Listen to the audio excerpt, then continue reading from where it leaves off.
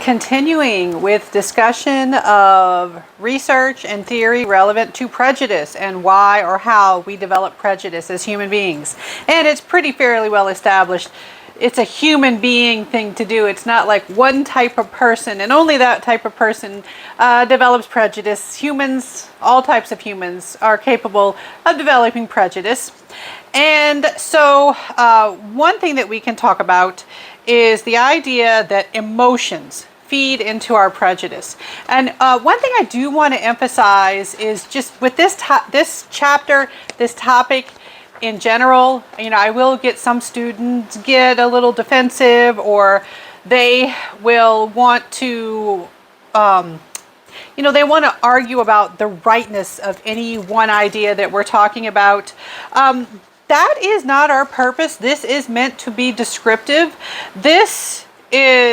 I'm introducing concepts and terminology so that if you come across them, you know what they mean. You know what they're talking about. Out of all the ideas that have been proposed, we are not at a point yet. We don't have enough evidence yet that we can say, well, this one is definitely the right one. Probably it's a combination of many that kind of comes together to give us insight into these topics. So I always like to remind students about that. All right, so prejudice, you can focus on the emotional aspect of prejudice. Because remember, a stereotype just involves believing something about a group of people.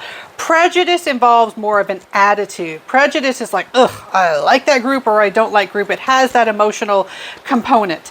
And so some will say that, well, prejudice develops based on particular emotions, particularly envy and fear. Envying a group of people or fearing a group of people leads you to developing these prejudices. And so what type of fear could we have? Like losing resources, feeling like things are being taken away from you and being given to this particular group, or they're getting more than you in some way. Fear of being physically harmed. I mean, sometimes the fear is based on considering a group dangerous in some way. And so one model that's made an attempt at understanding how or what types of prejudice we develop is the stereotype content model. With the stereotype content model, you have two general categories of judgment. One having to do with warmth. Do you feel warm to a group of people, or are you low in warmth? Now, warmth, like emotional warmth, like I like them, that's warmth. You can have prejudice towards somebody you have warmth for. Remember, with prejudice, you have this whole belief system. And in addition to warmth, competence. All right, do you see that group as competent or low in competence? Because sometimes you have prejudice towards a particular group where you think they are high in competence, but you may not, you have prejudice, you might not like them. All right, so based on these two things, based on warmth and competence, you can come up with 4 basic categories of prejudice. Now, I will just show you. This is in the textbook that I use for class.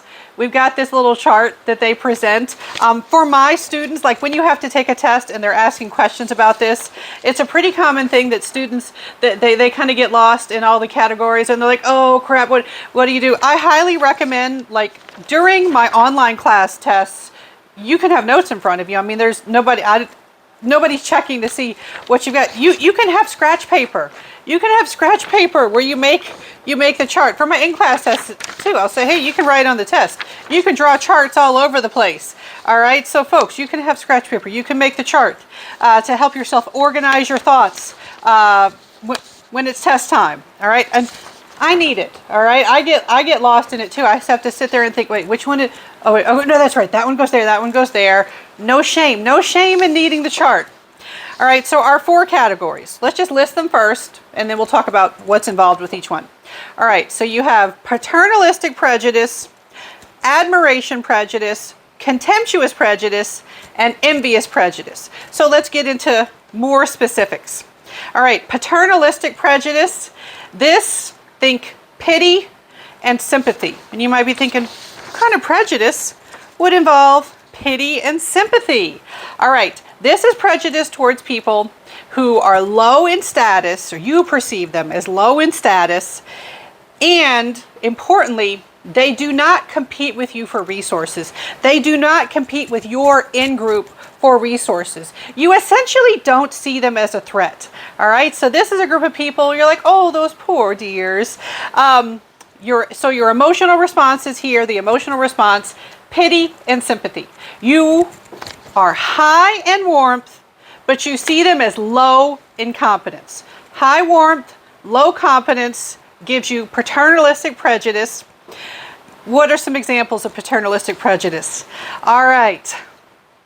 People, when they're interacting with individuals with disabilities, visible disabilities, because people who have invisible disabilities have a whole other set of issues of trying to justify that they even have them. But somebody with a visible disability, physical disability,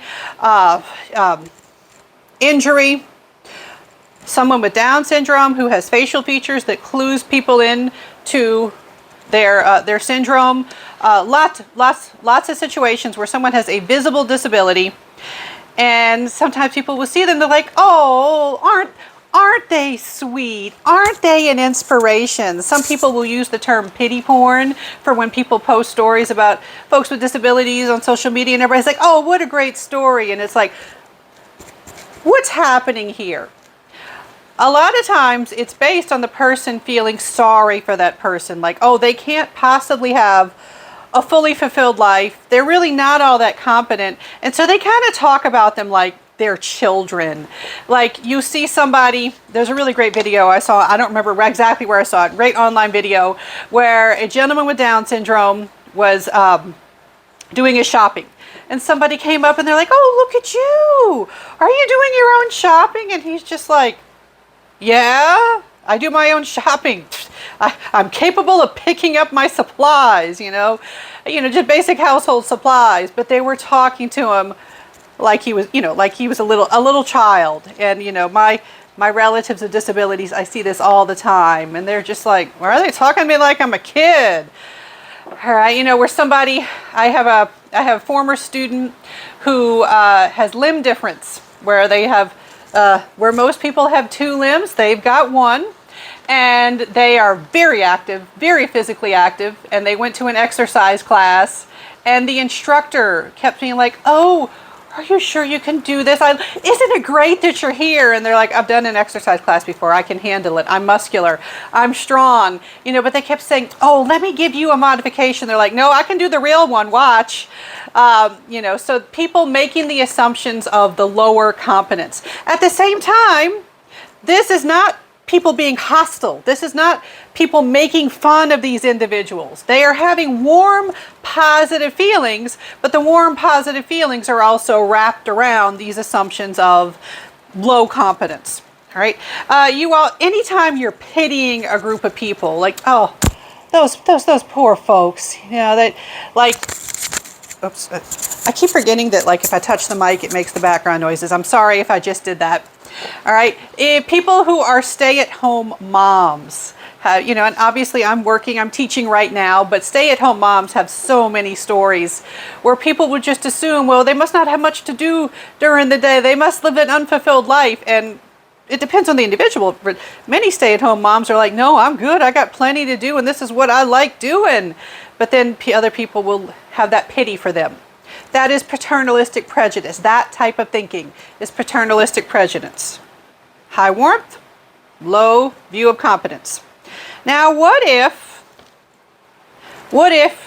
you have high warmth, but you have a high view of someone's competence? That's when you are prejudiced in a favorable manner to a particular group. And that's where you have admiration prejudice. Admiration prejudice is where you have pride and admiration for a particular group. So typically we feel this for our in-group. All right, we see our in-group and our allies. We're like, those people are better. Those people are the good ones. I feel warmth towards them, and I see them as high in competence. They know what they are doing. So if, let's say, you're a member of the LGBTQ plus community, and you feel good about your group, I really hope you do, if that's your group. All right, you feel good about your group, you have warmth towards your group. You're like, "Hey, we are good people." You have admiration prejudice. And some people will be like, whoa, wait, are you saying, but no, that's a group that people are prejudiced against. Can they have prejudice? All humans can have prejudice. All humans can have prejudice, including those who are in marginalized groups. All right? So you have positive feelings towards your in-group or towards your allies, and you're like, well, they like my group. They like my, I did it again. I probably hit the microphone. I'm sorry, people. I got to get out of that habit. All right, I'm trying not to get my papers to rustle past it too. I did take off my jewelry so it wouldn't jingle next to the microphone. All right, so people who are positive towards your group, your own in-group, we like them a lot. We have a bias in favor of those individuals. We have admiration prejudice. So admiration prejudice, see, high warmth, high competence, and pride and admiration. What if you feel low warmth? Okay, we got to talk about the low warmth ones. These are the ones that people more often think about when they think about prejudice, because we certainly give it more attention because a lot of harm can go from the low warmth, the hateful types of prejudice. All right, so low warmth, what if you have low warmth to a group, but you also see them as low in competence? So you think they're useless, they're no good, and you have no love for them. This is where you have contemptuous prejudice. Contemptuous prejudice, these are people with low status who do compete with the in-group, and your emotional responses include contempt, disgust, anger, and resentment. It's like, ugh, you're not even a good group of people. I don't even perceive your competence. You don't deserve anything, and yet you're getting things, and I am angry. That is your contemptuous prejudice response. So this is when people have hatred towards people who benefit from social programs, people who get Medicaid, people who get welfare. You will have people who will be like, oh, but they don't deserve that. They shouldn't get that. All right, and regardless of any statistics or anything, just that sort of feeling, that experience, that fits with contemptuous prejudice. Just any kind of contempt for poor people, people living in poverty, people with unemployment. If you expressing contempt as if, well, they don't deserve anything. Also, we had the example of people with disabilities for paternalistic prejudice. Well, what if it's a different situation where you find out that somebody gets disability benefits? Some people will hear that someone has disability benefits and they will feel like they don't deserve those in some way. They will make the judgment like, well, they shouldn't be getting a check.